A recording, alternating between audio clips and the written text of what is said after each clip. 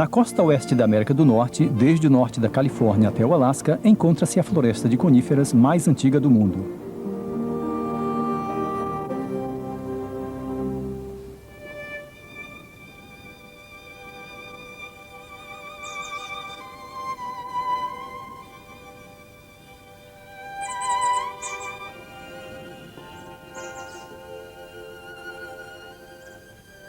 Aqui, as árvores altas com folhas perenes vivem mais e crescem mais do que em qualquer outra parte. Muitas destas árvores já cresciam antes que Colombo chegasse às Américas, e algumas têm mais de 2.000 anos. Neste longo período para o homem, estas árvores podem crescer até alcançar proporções enormes. Na verdade, trata-se de uma terra de gigantes. Vida selvagem. Terra de gigantes.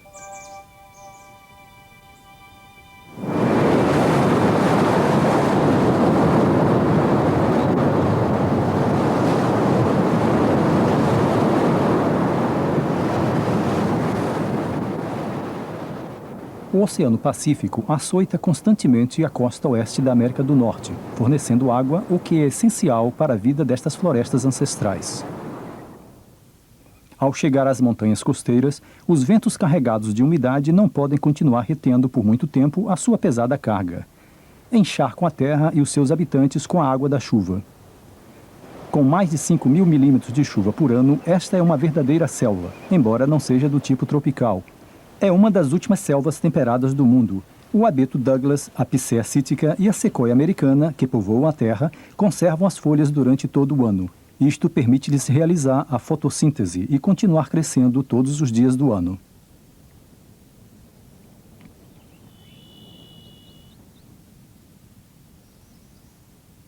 As florestas temperadas, maduras e intactas, são os ecossistemas mais produtivos, podendo até ter mais concentração de vida por hectare que os seus homólogos tropicais. Os musgos, os líquens e os tapetes de samambaias, sempre presentes, cobrem esta exuberante região. As árvores não são os únicos gigantes daqui. No transcurso de 6 anos de vida, a lesma banana pode crescer até alcançar 25 centímetros de comprimento e 10 gramas de peso.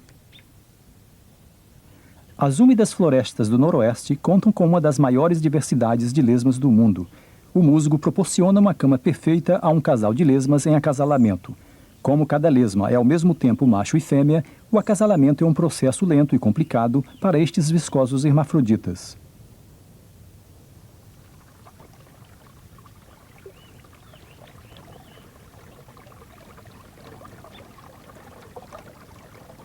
Outro enorme residente é a salamandra gigante do Pacífico.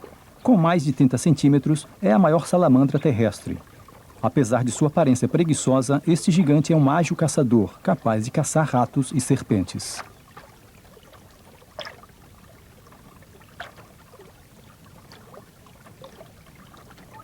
Estas florestas primitivas são o último reduto do arredio Wapiti. É o maior cervo da América do Norte. Um macho totalmente desenvolvido pode chegar a pesar até meia tonelada. O segredo da existência das velhas florestas é a água, torrentes dela. Ela é trazida pelos ventos provenientes do Pacífico. Como imensas esponjas, essas florestas absorvem a água para só então liberá-la, lentamente, em direção aos córregos e riachos. A água realiza sua longa viagem montanha abaixo, de volta ao mar. Este perpétuo ciclo da água cria o reino das coníferas. As cachoeiras e as corredeiras são ideais para o mero aquático norte-americano, que faz seu ninho em lugares pouco acessíveis.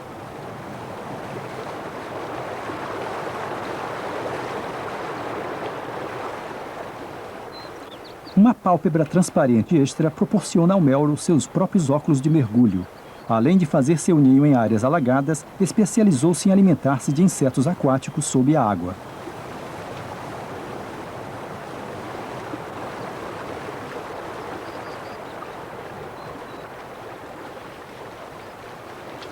As penas muito espessas protegem este robusto passarinho dos frios riachos da floresta.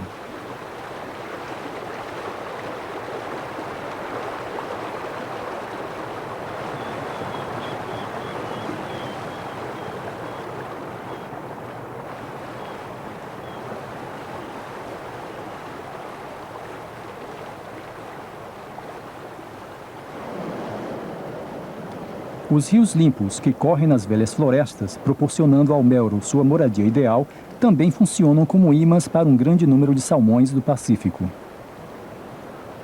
Quando estes rios estão totalmente cheios, durante a primavera e o outono, os salmões iniciam seu longo caminho rio acima, desde o Pacífico até seus ancestrais locais de desova. O nível alto das águas do rio suavizam as corredeiras e facilitam a árdua viagem. O Chinook, o maior dos salmões do Pacífico, pode alcançar 45 quilos ou mais, mas até estes gigantes podem lançar-se fora da água enquanto viajam rio acima, para as zonas de procriação, em alguns casos, uma viagem que pode chegar a 160 quilômetros.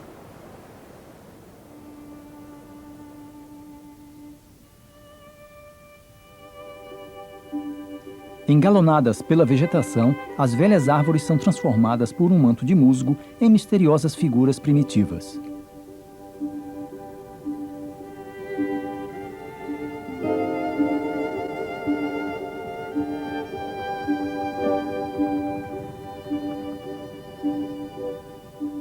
Na frondosa floresta, onde a visibilidade é limitada, muitos animais utilizam o som para comunicar-se.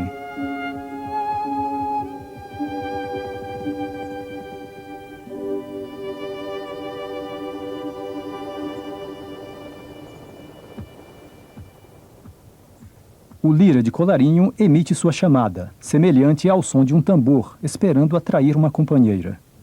Mas às vezes atrai outro tipo de atenção.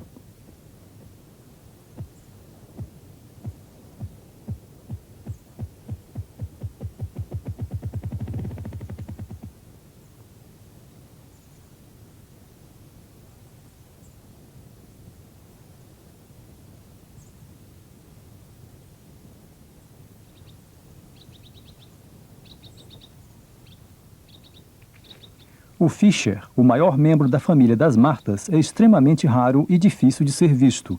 É um predador de má fama, ameaçador e rápido. Suas principais presas são os pássaros, as lebres e outros pequenos mamíferos, embora goste também de comidas mais fáceis, como frutos silvestres e o ocasional ovo do lira.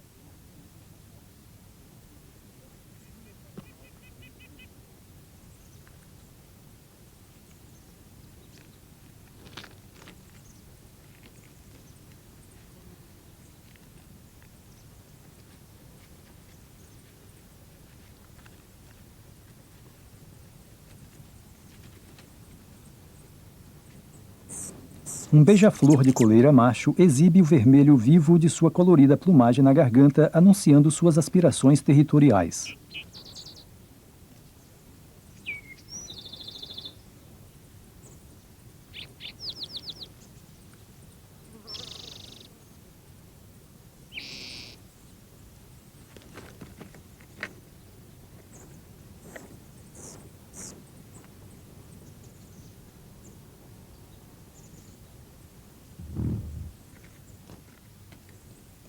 Os fichas são um dos predadores arborícolas mais rápidos da América do Norte. Embora seja improvável, seriam bastante rápidos para caçar um beija-flor adulto, como também martas de pinheiro e esquilos, que residem na parte alta da floresta.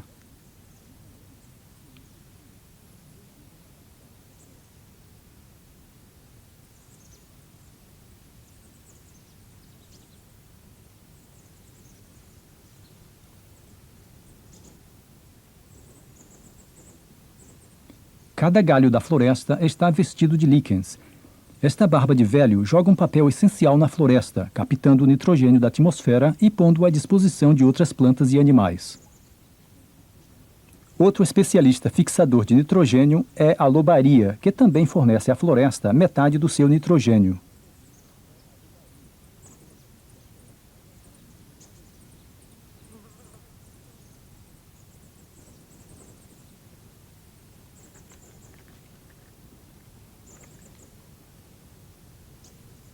A partir do seu mirante elevado, o Fischer pode inspecionar o seu reino verde.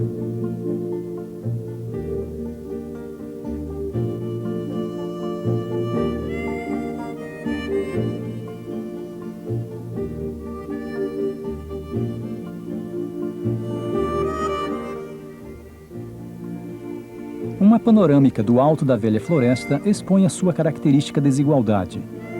Alçando-se contra as coníferas vivas, aparecem as afiladas pontas das árvores mortas. Ironicamente, a presença destas extremidades mortas indicam que há saúde na floresta.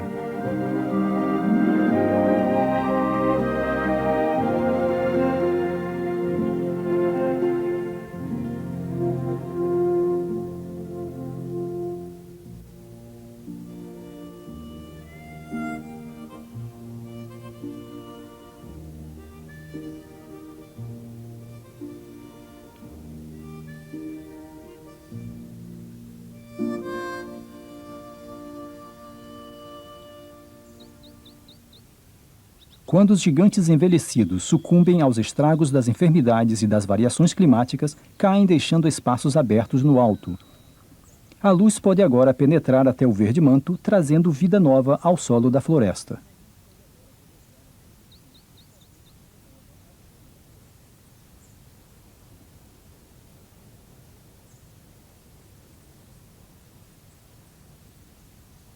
Estas florestas virgens são os ecossistemas mais produtivos da Terra, fato que não escapou à atenção dos seres humanos.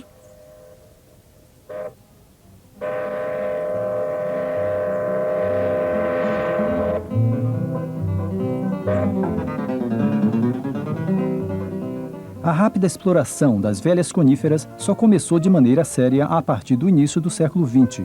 Até então, cortar uma árvore podia levar um dia inteiro a 2 homens com machados.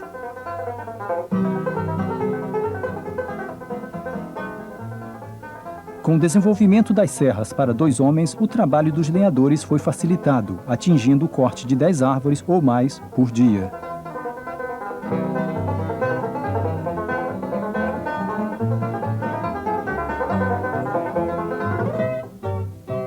As técnicas tradicionais do corte de árvores são mantidas vivas até hoje, no Pacífico Noroeste, por pessoas extremamente orgulhosas de sua herança.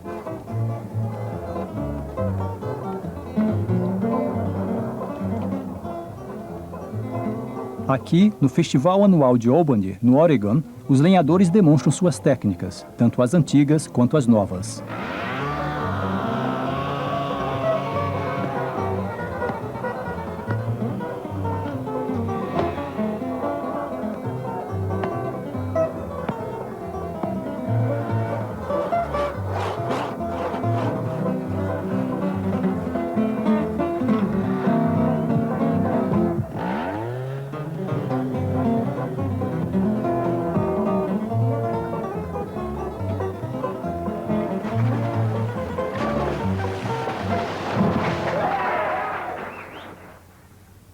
Os velhos métodos ainda poderiam ser utilizados, mas na floresta, derrubar árvores não é uma brincadeira.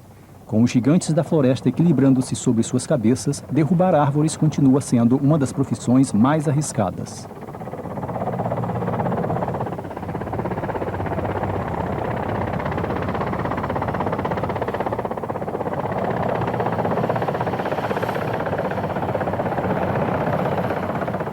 Os helicópteros gigantes são utilizados para transportar grandes carregamentos para fora da floresta.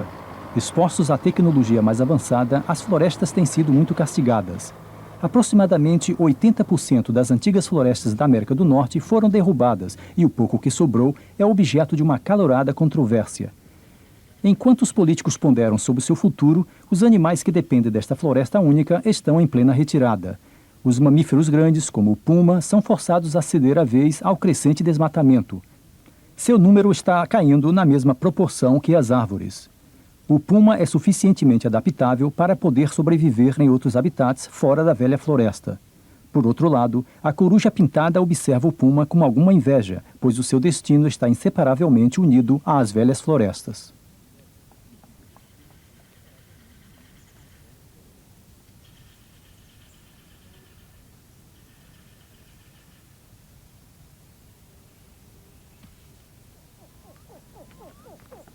Para formar um território de procriação, cada casal de corujas necessita cerca de 12 quilômetros quadrados de floresta. Com 1 ou 2 ovos por casal ao ano, o futuro da espécie está por um fio.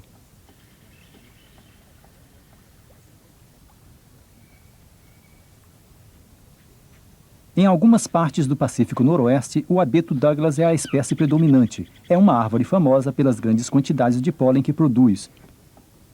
No começo do verão, o pólen cai das árvores em forma de uma névoa parecida com enxofre.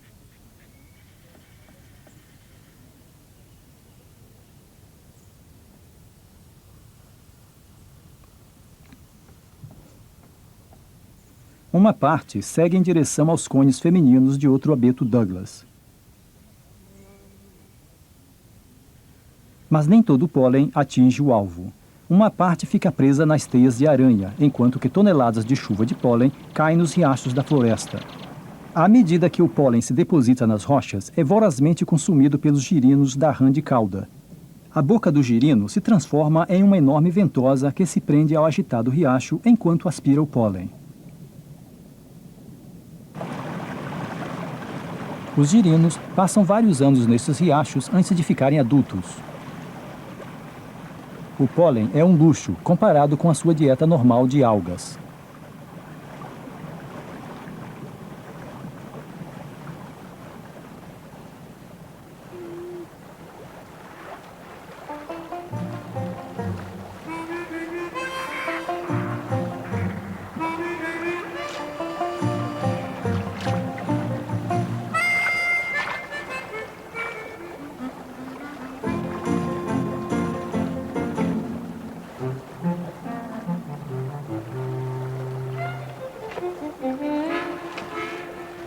Os ursos negros também podem consumir o pólen e, enquanto a mãe ursa está ansiosa para se alimentar, seus 2 filhotes têm outras coisas em mente.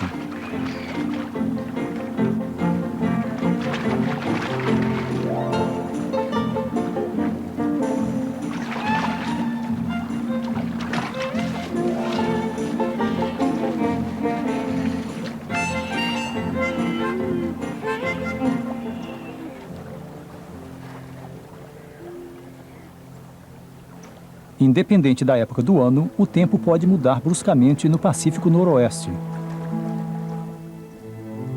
A umidade e a névoa aparecem de repente e em alguns minutos o sol se esconde, dando passagem a um mundo úmido que emerge de uma triste meia-luz.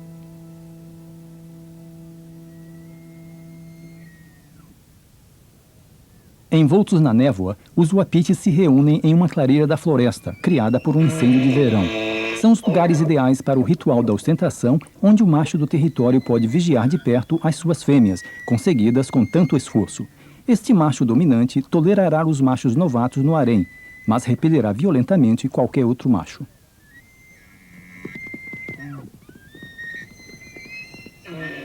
Ao mesmo tempo que os uapitis não se alteram com a umidade e a chuva, a floresta não pode sobreviver sem suas propriedades vivificantes.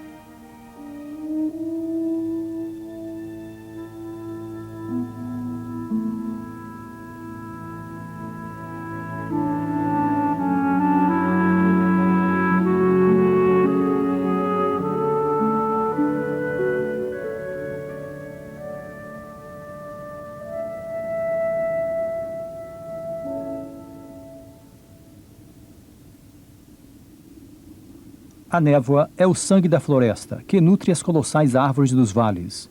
No entanto, mais acima, nas montanhas, a névoa se transforma em neve.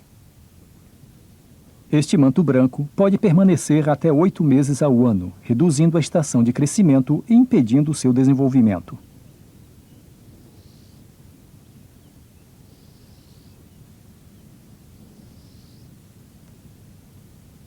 As coníferas estão bem adaptadas ao frio extremo e à grande quantidade de neve. Sua forma piramidal facilita que a neve caia mais facilmente dos galhos, permitindo que a vital luz solar chegue às folhas.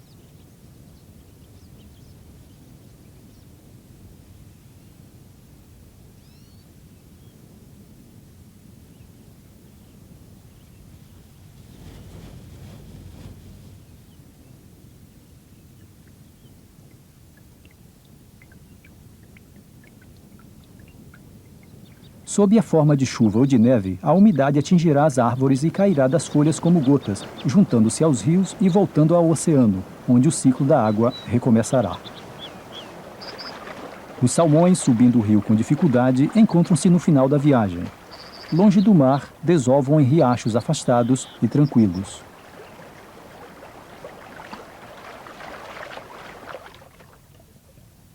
Nem todos os ovos eclodirão.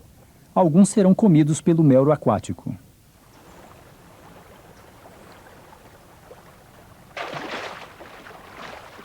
Em contraste com as águas da chuva, que fazem os riachos crescerem, os salmões adultos não voltarão ao Oceano Pacífico. Depois da desova, morrerão. No entanto, até mortos contribuem para o ecossistema da floresta, fornecendo seus próprios elementos nutritivos ao riacho. Os óculos de mergulho do mero aquático demonstram a sua importância ao procurar os ovos do salmão, ricos em proteínas.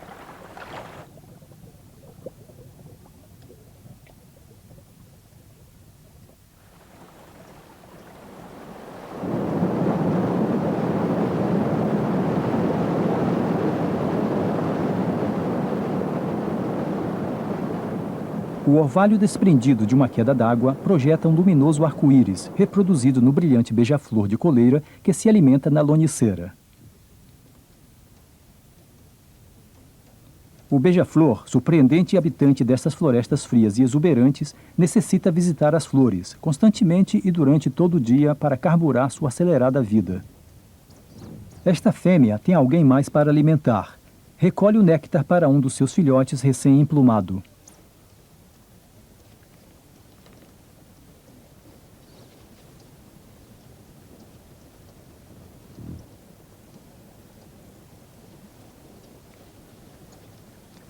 Os rios da velha floresta nem sempre correm sem interrupção até o mar. As árvores gigantes caem nos riachos, produzindo obstruções, que reduzem a velocidade da corrente do rio, formando represas tranquilas e alguns redemoinhos. Estas represas representam os viveiros ideais para os ovos de salmão. A larva de estranha aparência da mosca Dobson procura os ovos de salmão. Protegida por temíveis mandíbulas e por um corpo coberto de espinhas, explora o cascalho em busca de comida. As mesmas represas tranquilas hospedam também a larva da salamandra gigante do Pacífico, que pode facilmente acabar com a larva da mosca.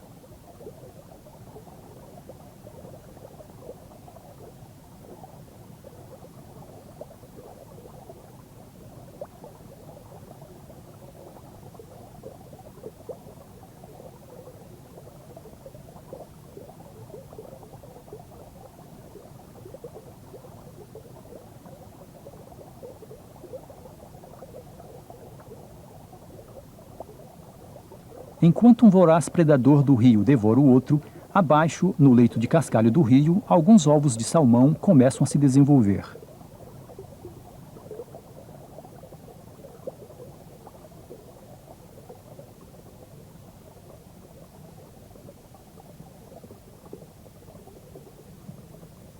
Havia uma época em que estas condições ideais para os ovos do salmão eram encontradas em todos os riachos das florestas. Mas o atual método de derrubada das árvores, em especial a prática de formar clareiras, pode eliminar toda a vegetação da terra e privar os riachos dessas vitais represas naturais. Uma floresta sem desmatamento atua como um enorme filtro, absorvendo e desviando a água da chuva antes que ela seja drenada pelos riachos. Mas nas áreas de clareiras, a capa superficial do solo, desprovida das raízes que a mantém unida, é arrastada diretamente ao rio, com graves consequências para os ovos do salmão. Aqui, dois rios se encontram. Um, repleto de sedimentos, é de cor marrom. O outro, proveniente de um vale não desmatado, tem suas águas limpas.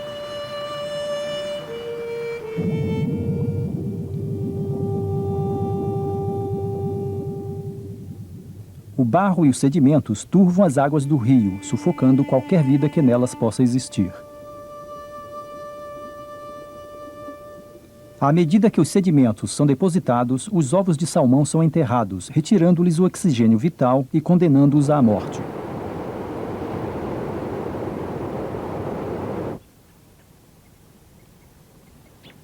Nos locais onde a floresta continua virgem, os ovos estão protegidos em seus leitos de cascalho. É ali onde os riachos limpos nutrem a nova vida. Quando os pequenos salmões, ou alevinos, emergem do seu ninho de cascalho, ainda trazem consigo uma pequena bolsa de gema, presa ao ventre. Esta fornecerá elementos nutritivos vitais em suas primeiras semanas de vida, nas tranquilas águas das represas.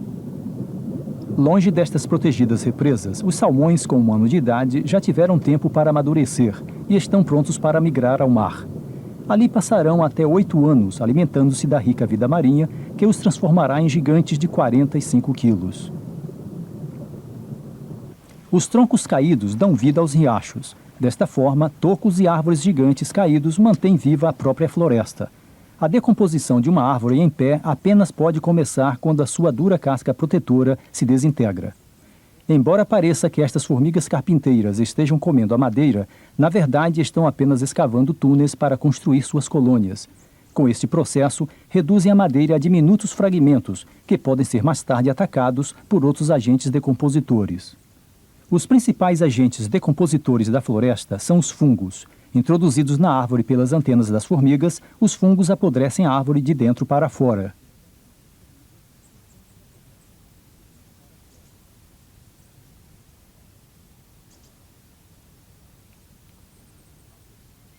Os troncos apodrecidos também proporcionam um lugar ideal para o ninho do pica-pau, outro gigante da floresta.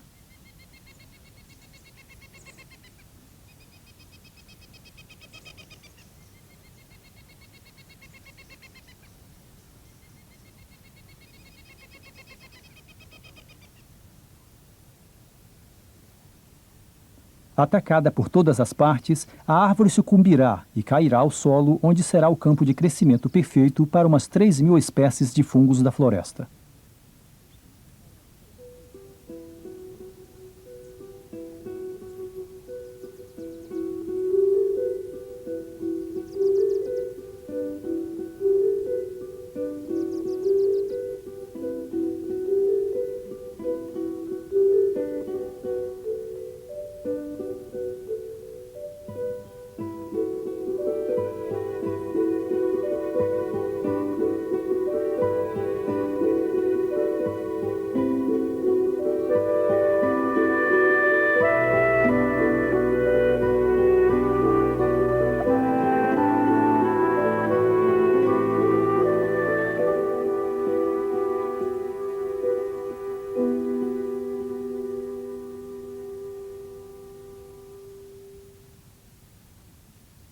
Os fungos e as plantas saprófitas, como a gota de pinheiro, continuam decompondo a madeira, liberando os elementos nutritivos que de outra forma continuariam retidos. O solo da floresta, coberta de folhas de pinheiro, esconde um campanhol de dorso vermelho.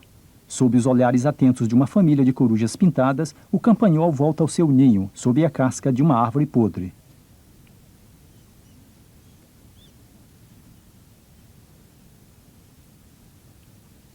Da mesma forma que os ratos, os mussaranhos e os esquilos listrados do chão da floresta, este delicado campanhol passa muito tempo debaixo da terra e se desenvolve entre as árvores em decomposição.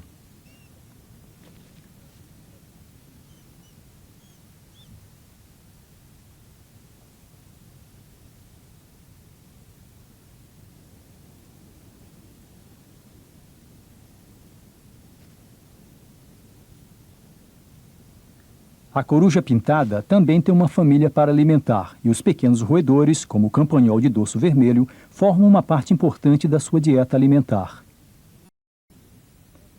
Com comida ainda na boca, a jovem coruja pintada encontra-se diante de um dilema.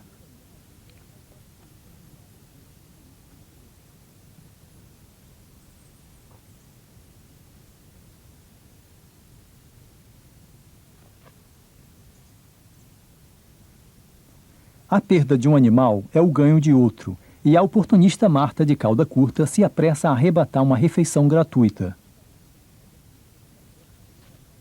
Esta atividade febril desperta um Ficha dos seus altos sonhos. Apesar de ser muito maior do que a Marta, o Ficha é igualmente ágil. Ele pode descer da copa da árvore mais alta, girando suas patas de trás 180 graus, o que lhe permite agarrar-se à casca com suas garras traseiras.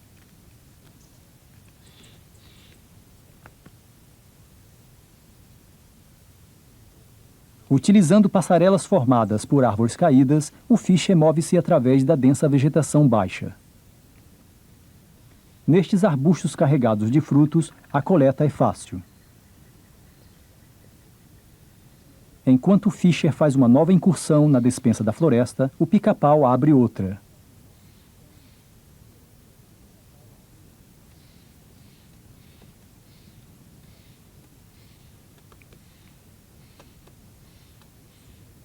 Dentro do tronco, milhares de cupins escavam as suas câmaras de procriação.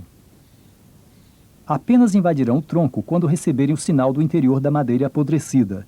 Esta mensagem é enviada pelos fungos. À medida que os fungos decompõem a madeira, uma substância química é liberada, indicando aos cupins que a madeira está pronta para ser invadida. Desta forma, estes vorazes insetos são guiados até as partes mais saborosas. Na verdade, os próprios cupins não podem digerir a madeira. Contam com 2 espécies de micro-organismos que vivem em seu intestino e que transformam a madeira em alimento.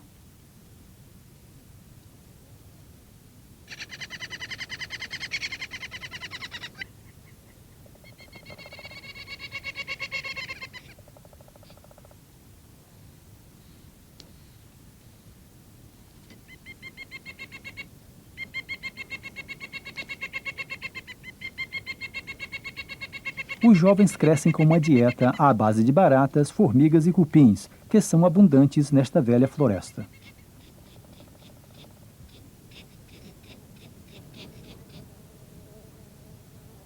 As moscas do lírio são atraídas pelos delicados lírios selvagens de uma clareira. Esta mosca pouco comum tem uma tromba longa, de modo a absorver o néctar açucarado das flores profundas. Os lírios são um foco de moscas em procriação. Os machos se escondem na folhagem ao redor, à espreita de uma fêmea que vem alimentar-se nas flores roxas. Quando esta aparece, é imediatamente abordada por um pretendente e fecundada. Depois, a fêmea deve voar às profundezas da floresta fria e sombreada para depositar seus ovos. O rico néctar do lírio lhe proporciona alimento suficiente para completar sua viagem. Não se sabe se os seus ovos são liberados como um bombardeiro pelo chão da floresta ou se seleciona lugares específicos. O que se sabe é que a mosca do lírio precisa de um sócio muito especial para completar a próxima etapa deste estranho ciclo vital. A aranha de escotilha é alheia ao fato de que ela é o segredo do sucesso reprodutivo da mosca do lírio. No momento que os ovos se abrem, suas diminutas larvas começam uma extraordinária perseguição. Sobem pelas folhas dos pinheiros até um ponto vantajoso. Com a passagem de uma aranha de escotilha, a larva começa o seu itinerário. Do momento que esta carga mortal passar ao seu interior, a aranha estará sentenciada. Subindo pela pata da aranha, introduz-se por suas flexíveis articulações até o órgão respiratório. Permanece aqui durante 1 ano, comendo lentamente a aranha de dentro para fora. No ano seguinte, emergirá como uma mosca adulta e buscará os lírios para começar mais uma vez o seu parasita ciclo de vida.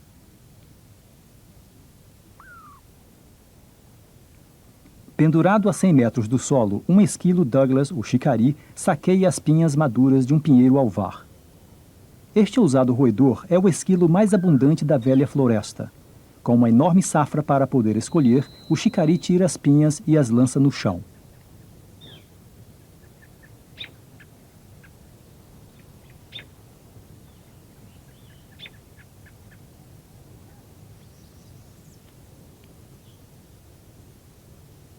Mais tarde, o Xicari recupera seu saque duramente conseguido. Cada pinha contém centenas de sementes.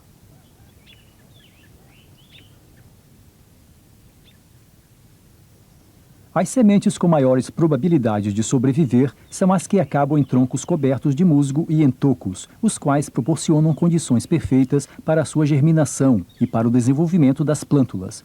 Acima da vegetação que a rodeia, as plântulas estão expostas à luz, muito necessária, e encontram-se sobre uma úmida provisão de elementos nutritivos.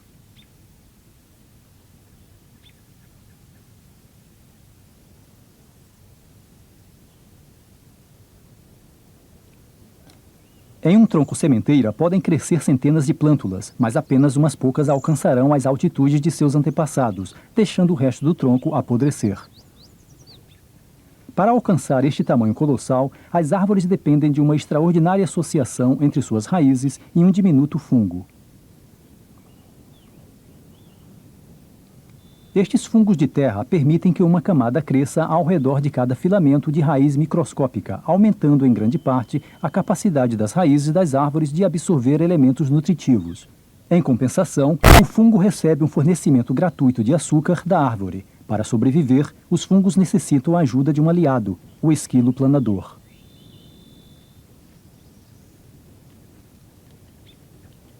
Este gastrônomo da floresta cheira as trufas acres e as devora. Os fungos só podem ser espalhados se devorados. Um só excremento de esquilo contém milhares de espórios. O banquete noturno do esquilo planador não passa desapercebido. Embora seja uma presa a céu aberto, possui um trunfo. Pode lançar-se de uma árvore e planar em direção a um lugar seguro.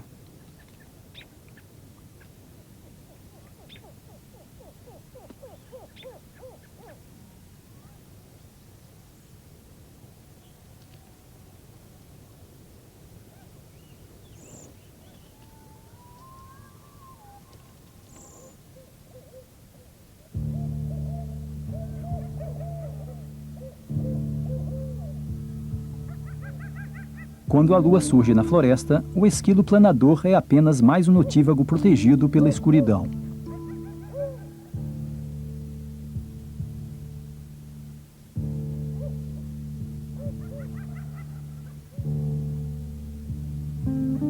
Os ovos desta lesma desenvolvem-se lentamente sob o tronco de uma árvore caída.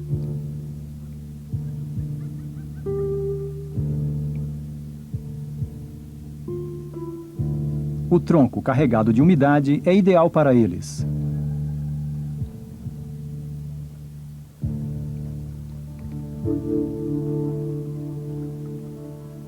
Nos riachos próximos, as rãs de cauda adultas saem para caçar o seu jantar de insetos. Esta pequena rã é a mais primitiva do mundo e só é encontrada nestes riachos frios e claros da floresta. As rãs também têm que tomar cuidado quando caçam, pois existem notívagos de plantão.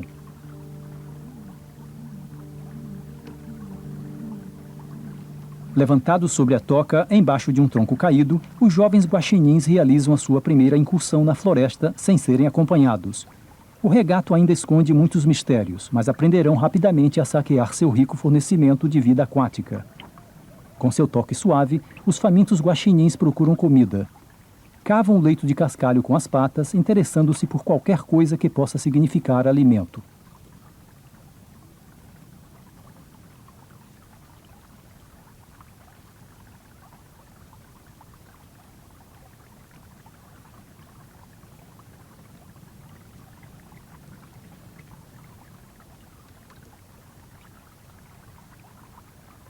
Fora, no meio do riacho, esta rã encontrou um refúgio seguro.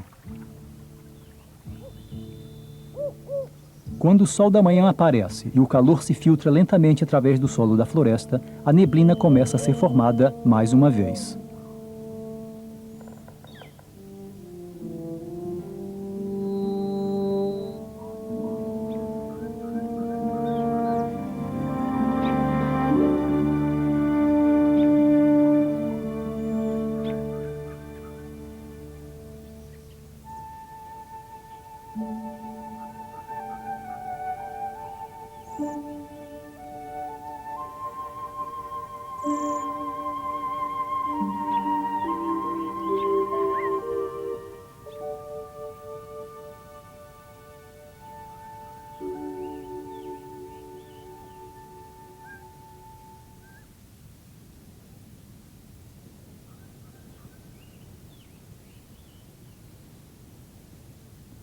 o sol da manhã é bem recebido pelos urubus, que precisam do seu calor antes de começar a voar.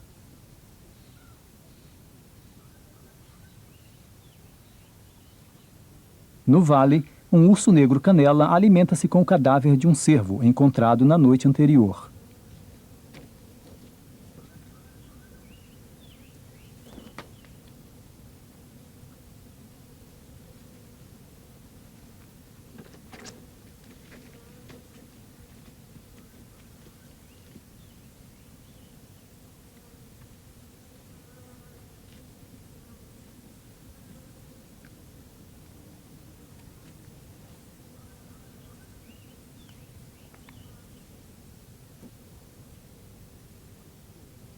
Quando as correntes térmicas da manhã começam a subir, os urubus se lançam, descobrindo um cadáver mal cheiroso.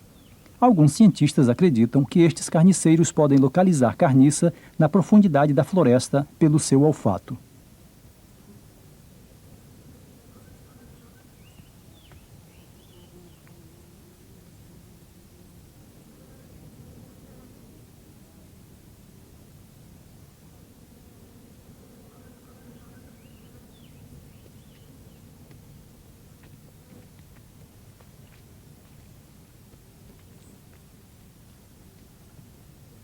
Quando o urso saciado se retira, os urubus e outros consumidores de carniça descem rapidamente até o cadáver para comer as sobras.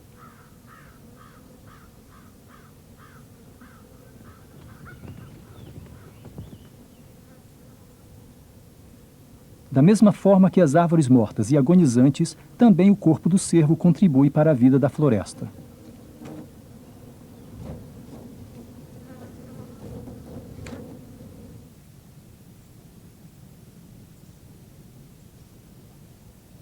Os raios do sol atingem o chão da floresta, chegando a ele através da abertura deixada por um tronco caído, cujo interior apodreceu. Uma família de coiotes sai do seu covil, no toco de uma gigante árvore caída, para aproveitar o calor e brincar um pouco. Os coiotes são os mais perseguidos predadores da América do Norte. Estes astutos caninos demonstraram ser grandes sobreviventes. Seu número está agora em ascensão. Os filhotes do coiote divertem-se brincando, apesar do calor do meio-dia, que pode ser bastante forte para secar o solo molhado da floresta. De vez em quando, a brincadeira tem que parar.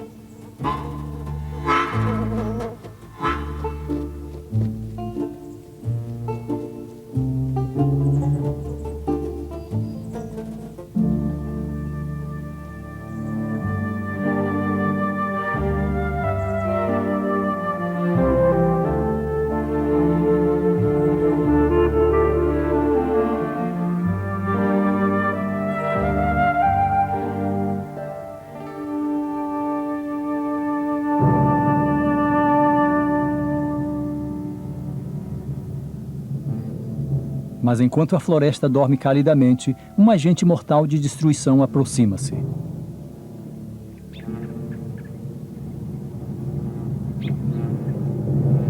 As primeiras colunas de fumaça infiltram-se na floresta.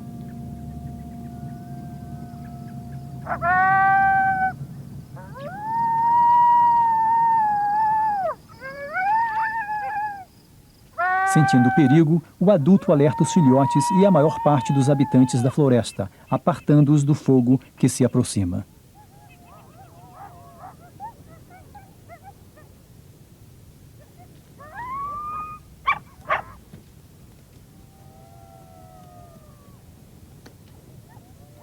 A maioria dos pássaros e dos grandes mamíferos pode fugir do inferno que se avizinha. Mas as criaturas pequenas e mais lentas, como os campanhóis, as rãs e os répteis, apenas podem esconder-se nos troncos úmidos ou sob a terra. Os que não fizerem, morrerão.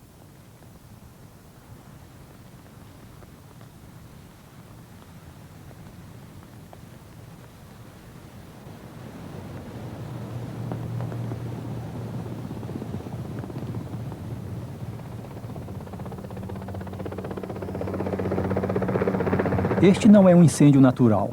Foi provocado por trabalhadores da floresta usando combustíveis para limpar o resto do desmatamento destas áreas. O fogo, segundo dizem, libera novamente elementos nutritivos do solo, mas polui o ar e destrói para sempre os delicados organismos da terra, os mesmos que a ajudariam a restaurar-se.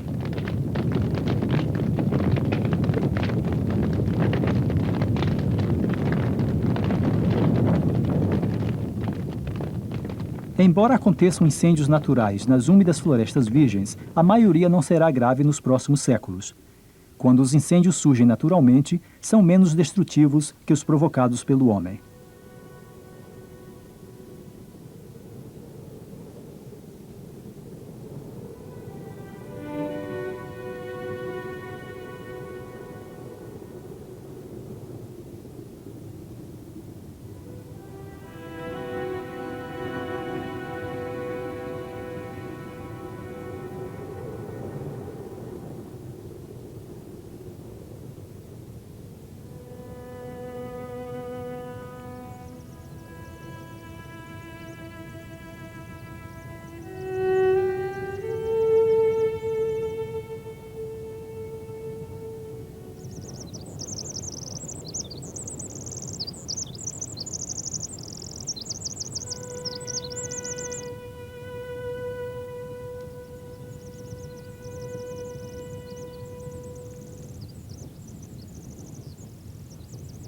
As clareiras deixadas pelos lenhadores não são um substituto para a velha floresta. É possível que alguns animais se desenvolvam nas áreas abertas, mas a maioria dos seus habitantes não o consegue. Durante o século passado, foram derrubados milhares de hectares de floresta virgem antiga, e este mosaico, ou tabuleiro de xadrez, produto do desmatamento moderno, pode ser visto por todos.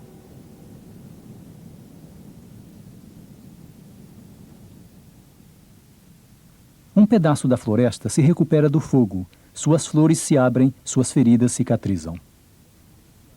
A velha floresta e os seus habitantes não suportarão a destruição massiva do desmatamento por muito tempo. Nas remanescentes e velhas florestas da América do Norte, as chuvas responsáveis pela vida existente e originárias do Pacífico continuam cobrindo este misterioso mundo. Dentro destas florestas primitivas, escondem-se inúmeros segredos que esperam serem descobertos. Recentemente, foi encontrada uma possível cura para o câncer em uma substância no teixo do Pacífico, uma árvore que pode demorar cerca de 300 anos para atingir idade adulta e que apenas são encontradas nestas florestas. O tempo necessário para revelar os mistérios da velha floresta está passando rapidamente.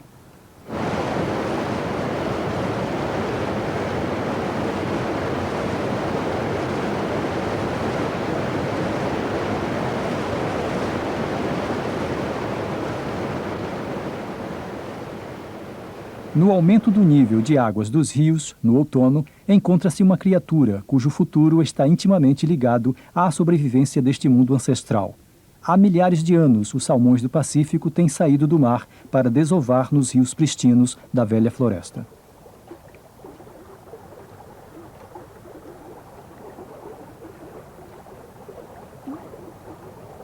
Em um ano considerado bom, milhares de salmões subirão este rio, atraindo predadores como o jovem urso que ainda aperfeiçoa sua pescaria.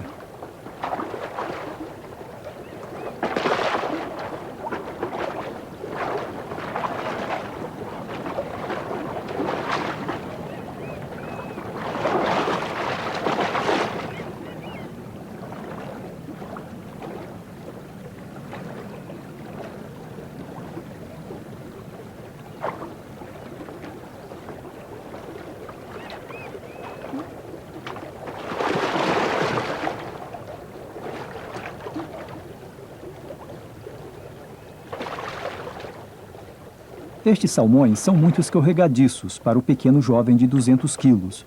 Atualmente, as grandes concentrações de salmões apenas são encontradas nas poucas florestas que permanecem intactas. Os salmões e as orcas, que se congregam nos estuários dos rios para alimentarem-se dos salmões, são apenas 2 dos habitantes deste reino ancestral ameaçados pelo mar. Nos últimos 20 anos, a destruição das antigas florestas deixou para trás a nossa possível compreensão deste complexo mundo.